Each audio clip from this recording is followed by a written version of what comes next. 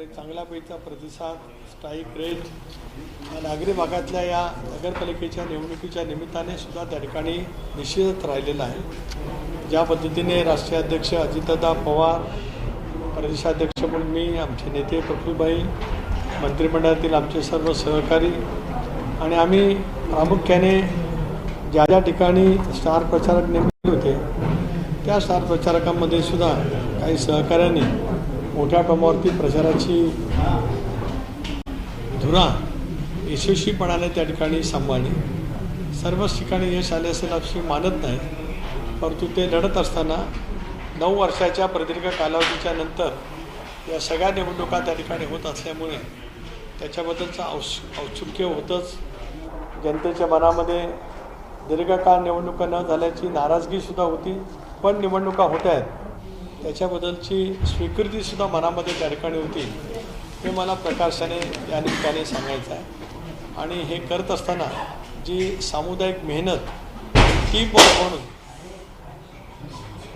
राष्ट्रवादी काँग्रेस पक्षाने जे दाखवलं ते अतिशय उत्तम पद्धतीचं निश्चितपणाने होतं। महानगरपालिकेच्या निवडणुकीचं सुद्धा आम्ही नियोजन करण्याचा प्रयत्न सुरू केलेला आहे आणि त्याचबरोबर नंतरचा टप्पा जो जिल्हा परिषदेच्या निवडणुकीचा येईल त्या निवडणुकीमध्ये सुद्धा आम्ही अशाच पैचं नियोजन करण्याचं प्रस्तावित करतो। या पत्रकार परिषदेच्या माध्यमातून आपल्यासमोर मला जे विदित करायचं होतं ते मी नमूद केलेलं आहे। आपण मोकळेपणाने संवाद करावा अशी आपल्याला विनंती आहे। महानगरपालिकांच्या संदर्भात नेमकं काय झालेलं आहे? मुंबई महानगरपालिका, अमरावती महानगरपालिका इथे युतीसाठी प्रयत्न चालू होते, युतीमध्ये सहभागी त्याच्याबद्दल तुम्ही पत्रकार आहात? पत्रकार आहे लक्षात माझ्या महानगरपालिकांच्या संदर्भामध्ये युतीमध्ये सहभागी होण्यासंदर्भातल्या चर्चा कुठपर्यंत आहे? युतीची चर्चा सर्वच महानगरपालिकेमध्ये करण्याच्या दृष्टिकोनातून मी स्वतः राष्ट्रीय अध्यक्ष अजितदादा प्रफुल्लभाई आम्ही मुख्यमंत्र्यांशी चर्चा केली। त्या पद्धतीने काही महानगरपालिकेमध्ये युतीची चर्चा सुरू आहे। 2 भाग आहेत। काही ठिकाणी भारतीय जनता पक्ष शिवसेनेची युतीची चर्चासुद्धा चालू आहे।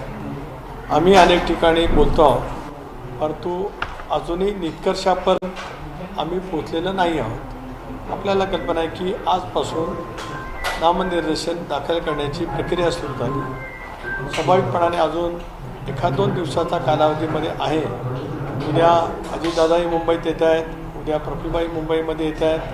मंत्रिमंडळाची बैठक असल्यामुळे ज्यांच्यावरती आम्ही महापालिकेची जबाबदारी सोपवली होती त्यांना त्या स्तरावरती मित्रपक्षांची चर्चा करायला सूचित केलं होतं, तेही उद्यापर्यंत मुंबईत पोहोचत आहेत। त्याच्यानंतर त्याच्यातला तपशील हा आम्ही ताबडतोब जाहीर पण प्रॉपर मुंबई महानगरपालिका निवडणुकीसंदर्भात मुंबई महानगरपालिका निवडणुकीसंदर्भात काय निर्णय झालेला आहे? कारण 2 चर्चांना बोलवलं नव्हतं, तुम्ही मुख्यमंत्र्यांसोबत त्यानंतर चर्चा केली, मात्र प्रत्यक्षात काय होणार या संदर्भातली स्पष्टता आलेली नाही। मी या संदर्भामध्ये मुख्यमंत्र्यांशी बोललो, उपमुख्यमंत्री अजितदादा यांच्या समेतच बोललो। त्यानंतर माझी आणि मुंबईची जबाबदारी ज्यांच्यावरती भारतीय जनता पक्षाने सोपवलेली आहे ते आशिष शेलार यांची माझी दीर्घ व्यवस्थितरित्या चर्चा झाली। 2 दिवस त्यांचा आणि माझा फोनवरतून चर्चाही होत होती। कदाचित आज किंवा उद्या या संदर्भात त्यांच्याशी माझी पुन्हा एकदा या विषयावरती चर्चा होईल। तोपर्यंत आपण पाहतो आहोत वाहिन्यांच्यावरती भारतीय जनता पक्षाची शिवसेनेची चर्चा रोज सुरू आहे। त्याच्यामुळे त्या संदर्भामधला नेमका तपशील काय मी जाणून घेणं उचित नाही आणि मी घेण्याचा तो प्रयत्न केला नाही। माझी भूमिका सीमित आहे की राष्ट्रवादी काँग्रेस पक्ष हा महायुतीमध्ये मुंबईमध्ये या निवडणुकीच्या माध्यमातून असावा, त्याच्याबद्दल सकारात्मक भूमिका आहे। परंतु पुढची चर्चेचा तपशील आज रात्री किंवा उद्यापर्यंत ठरेल। शेलारांची तुमची चर्चा आहे, नवाबाईंच्या बद्दल काय झालं का बोललं? कारण शेलार अमित साटम यांनी ऑन रेकॉर्ड